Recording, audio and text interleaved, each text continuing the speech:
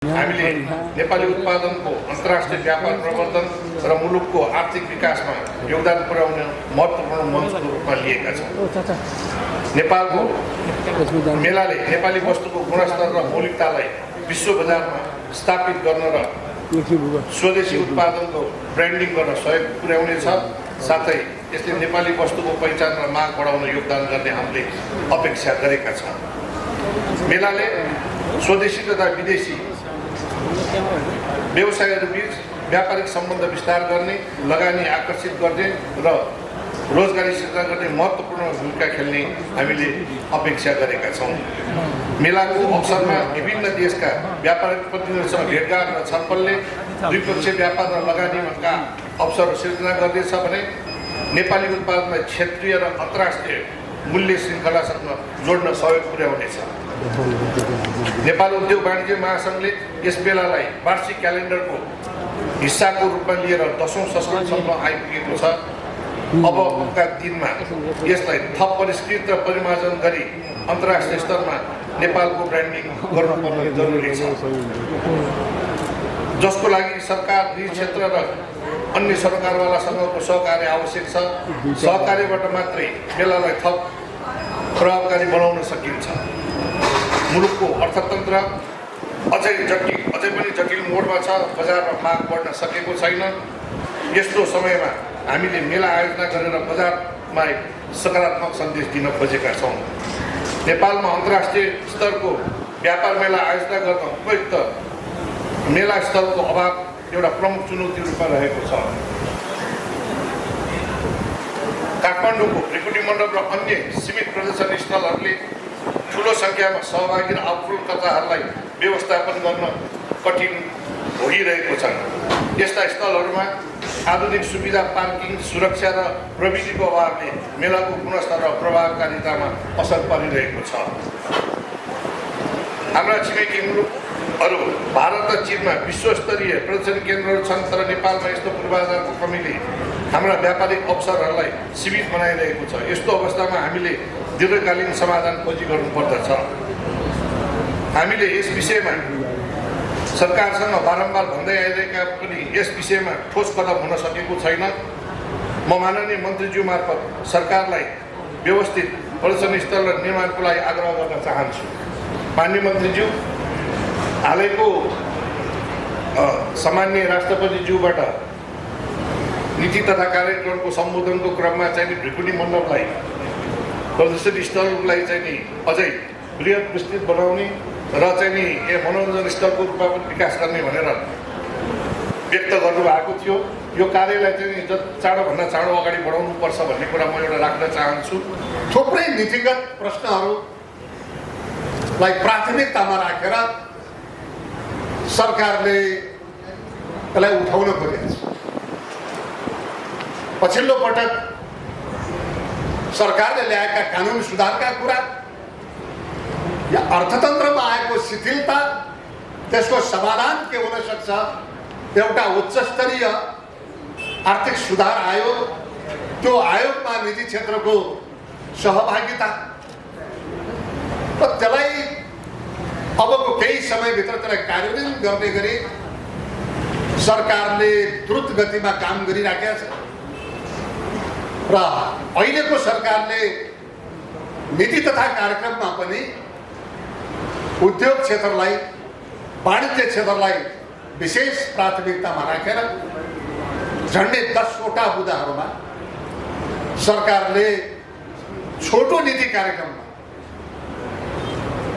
झन्डै 5000 को आसपासको सरकारको उल्लेखित नीति कार्यक्रममा 10वटा बुँदा राखेर त्यसलाई प्राथमिकतामा राखेको छ। नीति कार्यक्रमलाई कार्यान्वयन गर्ने गरी सरकार अगाडि बढ्न खोजिरहेको छ र हामी अबको 1 वर्षपछि एलडीसी ग्रेजुएसन गर्दैछौँ। त्यसका लागि आवश्यक रणनीति तयार गर्दैछ र हामीले स्तरोन्नति गर्नका लागि नेपालको व्यापार, नेपालको उद्योग क्षेत्रलाई नउठाइकन हामी त्यो तहमा पुग्न सक्दैनौँ। त्यसले त्यो तहमा हामीले स्तरोन्नतिका लागि ग्रेजुएसनका लागि त्यसमा आइपर्ने चुनौतीहरू जटिलताहरूलाई पनि ध्यानमा राखेर हामीले सरकारले एनटीआईएस एकीकृत व्यापार रणनीति त्यो विषयलाई पनि अबको नेपालको लगानीको क्षेत्र हामी एलडीसी ग्रेजुएसन हुनु पर्यो भने हाम्रो क्षेत्र कहाँ हो त केन्द्रित हुनुपर्ने त्यो विषयमा अलिक गम्भीरतापूर्वक विशेष केन्द्रित भएर सरकार लागिरहेको छ। हो हिजो स्वाभाविक हाम्रा नीतिले कार्यक्रमले बजेटले जे कुरामा केन्द्रित हुनुपर्ने हो नेपालको पुँजी बजारलाई जसरी चलायमान बनाउनु पर्ने हो लगानीको क्षेत्रमा जसरी प्राथमिकीकरण गर्नुपर्ने हो त्यो हुन सकेन। लगानी कहाँ भयो त भन्दा अनुत्पादक क्षेत्रमा लगानी भयो। सरकारले केही समयपछि सरकारले बजेट पनि ल्याउँदैछ। हामी बजेटको सम्मुखमा पनि छौँ। आगामी आर्थिक वर्षको बजेट यथार्थपरक बजेट लगानीको क्षेत्रलाई प्राथमिकीकरण गरेर लगानी गर्ने यो कुरामा पनि अहिले हिजो अभ्यासमा हामी जहाँ जहाँ चुक्यौँ आर्थिक अनुशासन जहाँ जहाँ उल्लङ्घन भए बजेटरी प्रणालीभित्र जे खालका समस्या थिए यो कुरालाई पनि चिन्हित गरेर सरकारले ठोस खालको बजेट ल्याउँदैछ र अहिले संसदमा एउटा महत्त्वपूर्ण विधेयक वैकल्पिक लगानीका लागि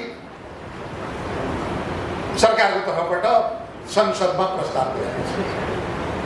वैकल्पिक वित्त पुँजीका लागि त्यसको आवश्यक तयारी त्यसमा विशेषतः निजी क्षेत्रलाई प्रोत्साहित गर्ने गरी नेपालको उद्योग व्यापार विस्तारको लागि हामीले औद्योगिक पूर्वाधार विशेष आर्थिक क्षेत्र प्राधिकरण सेज लगायतका क्षेत्रलाई पनि अब नयाँ मोडालिटीका साथमा हामी अगाडि बढ्न खोजिरहेका छौँ।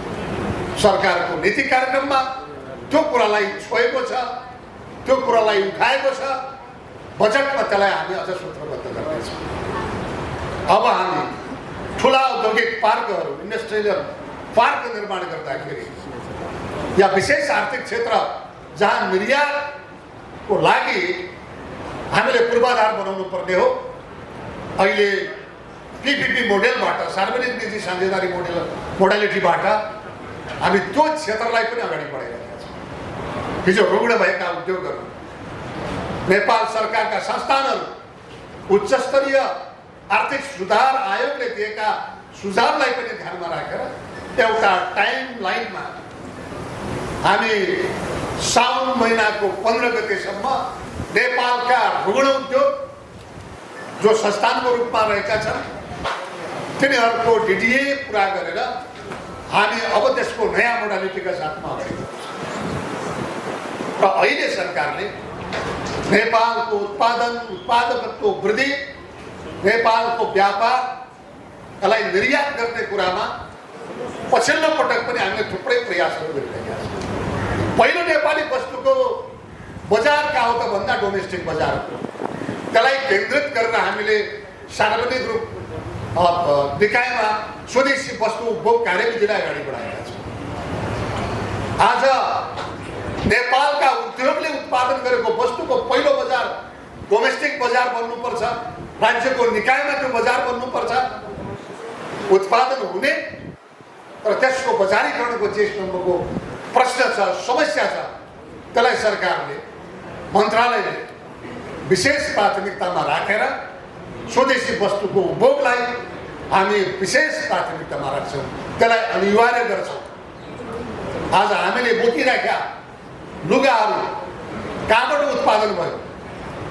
हामीले हाम्रो वस्तुको उत्पादित वस्तुको माया नेपालीले गरेनौँ भने अरूले गरिदिन्छ। हामी विश्व बजारमा प्रतिस्पर्धामा जान खोजिरहेका छौँ। पहिलो त आयातलाई प्रतिस्थापन गरेर नेपाली मेड इन नेपाललाई हामीले प्रोत्साहित गर्नुपर्नेछ।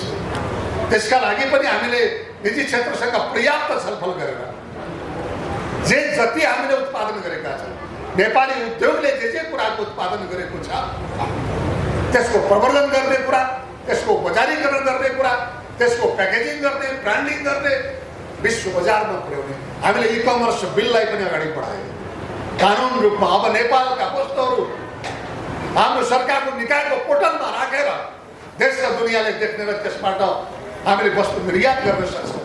सेवा उद्योगलाई प्राथमिकतामा राखेको छ सरकारले।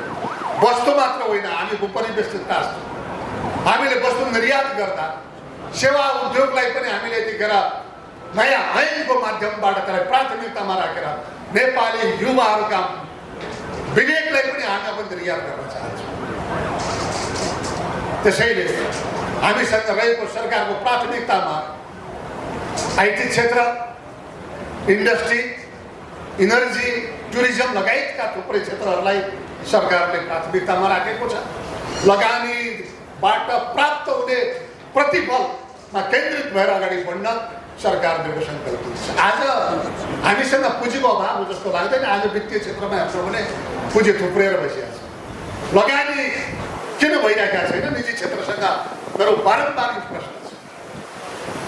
हामीले यही छिमेकी मुलुक चीनसँग पछिल्लो पटक सम्माननीय प्रधानमन्त्रीज्यूको राजकीय भ्रमणको बेला 5000 भन्दा बढी वस्तुहरूलाई जिरो कस्टममा निर्यात गर्ने गरी एग्रिमेन्टबाज, टिपा सम्झौताबाज खै त हाम्रा वस्तु हामीले उत्पादन गर्न निर्यात गर्न सकेको? सरकारले बनाउने, राज्यले बनाउने, व्यवसायहरूले राखेको अपेक्षा के हुन्छ त भन्दा नीतिमा सहुलियत दे भन्न खोजिया हो। नीतिमा सहुलियत दिइसकेपछि, नीतिलाई हामीले व्यवसाय मैत्री बनाइसकेपछि त्यसलाई प्रवर्धन गर्ने कुरा त उद्योगीहरूको, व्यवसायीहरूको होला नि। पैसा छैन भन्दा बजारमा पुँजी छ, त्यसलाई किन लगानीमा हामी अगाडि बढ्न सकिरहेका छैनौँ? हामी पछिल्लो पटक छिमेकी मुलुक भारतसँग आइजिसी बैठकहरू सम्पन्न गऱ्यौँ। यस्तै थुप्रै कार्यक्रमहरूमा हामीले छलफल गरिरहेका छौँ। निजी क्षेत्रलाई अझ प्राथमिकतामा राखेर विभिन्न एप्सोहरूमा त्यहाँको सरकारको निकायहरूसँग छलफल भइरहेका छ। अमेरिकासँगको नयाँ टिपा फ्रेमवर्कमा एग्रिमेन्ट गऱ्यौँ। थुप्रै वस्तु निर्यातका लागि एग्रिमेन्ट गरेका छौँ। कोरियासँग, अरू थुप्रै मुलुकहरूसँग पछिल्लो पटक बिमस्टेक समिटमा निजी क्षेत्रको त्यति धेरै सहभागिता। मित्र राष्ट्र थाइल्यान्डसँग हामीले अहिलेको नेपालको वस्तुको बजारीकरणको प्रश्नमा थुप्रै किसिमले सहजीकरण गरिरहेका छौँ। त्यसैले हाम्रो वस्तुको उत्पादकत्व वृद्धि गर्ने, प्रविधि मैत्री बनाउने, कृषिजन्य उत्पादन वृद्धि गर्ने लगायतका आजको नेपालका उद्योगीहरूले गर्नुपर्ने अभिभारा हामीले सरकारले सुनिराखेकै छ। नीति कार्यक्रममा ती कुराहरूलाई ल्याएकै छौँ। बजेटमा त्यसलाई ठोस ढङ्गले ल्याउने प्रतिबद्धता सरकारको छ। अब जहाँसम्म व्यापार मेला गर्ने कुरा, हामी आज एउटा फेसन भएको छ, जिल्ला जिल्लामा, गाउँपालिका, पालिका स्तरमा, प्रदेश स्तरमा गरिराखेका छौँ। तर उद्योग व्यापार त्यहाँको सम्भावना के हो त्यसमा होइन, हामी नाश गर्नलाई प्राथमिकता। उद्योगको सम्भावना के हो? एफएनसिआईले, चेम्बरले या सिआनआईले सातवटै प्रदेशमा तपाईँहरूका संरचनाहरू छन्। हामीले त पछिल्लो पटक स्टार्टअप कार्यक्रमलाई पनि अगाडि बढायौँ। हिजो 25 करोडबाट सुरु गरेको आज 1 अर्ब, अझ नीति कार्यक्रममा त्यसलाई वृद्धि गर्ने कुरा।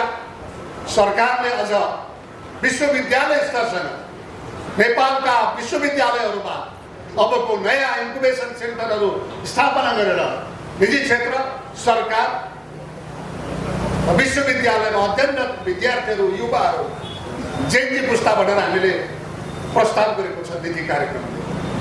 अब समेटेर उद्यमशीलतामा हामी केन्द्रित हुनुपर्ने। अबको शिक्षामा पनि, पाठ्यक्रममा पनि उद्यमशीलता जोड्नुपर्ने कुरा। विद्यार्थीहरूलाई 20 घण्टामा हामीले 2 घण्टा काममा, रोजगारीमा जोड्ने कुरा, यी थुप्रै थुप्रै सम्भावना बोकेर नीति कार्यक्रम आएको छ। त्यसैले यो आशा, यो अपेक्षा जसरी हामी अगाडि बढिराखेका छौँ, एउटा दृढ आकांक्षा, त्यो इच्छा शक्तिको साथमा निजी क्षेत्रसँग सहकारी गर्न अगाडि बढ्दैछौँ। फेरि पनि हामी छिमेकी मुलुकहरूसँग, मित्र राष्ट्रहरूसँग अन्तर्राष्ट्रिय बजारमा नेपाली वस्तुले निर्यात गर्ने वस्तुहरू, हामी यो ऊर्जामा, जलविद्युतको क्षेत्रमा थुप्रै हाम्रो सम्भावना छ, कृषिमा सम्भावना छ। अनि थुप्रै विषयहरू आज हामीले उत्पादन गरेका वस्तुहरू त्यसको राम्ररी ब्रान्डिङ गर्न सकेनौँ। वस्तुलाई बोरामा राखेर हामी पठाइराखेका छौँ। हाम्रै वस्तुको, चियाको, अलैँचीको, कफीको थुप्रै वस्तुहरू छन्, रैथाने बाली थुप्रै छन् हामीसँग, तर त्यसको ब्रान्डिङ गर्न सकेनौँ। अर्ग्यानिक वस्तुको ब्रान्डिङ गर्न सकेनौँ। आज त्यो वस्तुलाई सहज रूपमा निर्यात गरिराखेका छौँ, अरूले ब्रान्डिङ गरिराखेका छन्। त्यसैले अब यति बेला यो व्यापार मेलाले नेपालले पनि अब प्रतिस्पर्धा गर्न सक्छ, त्यसका लागि सबल छ। नेपालका उद्यमीहरू सफल छन्। हिजो अन्तर्राष्ट्रिय बजारमा ब्रान्ड बनाएका पस्मिना, गलैँचा, गार्मेन्ट लगायतका क्षेत्रहरूलाई पनि अझ हामी प्रमोसन गरेर अझ नेपालको अबको उद्यमशीलता, नेपालको व्यापारलाई पनि रहरलाग्दो व्यापार बनाउन सक्छौँ।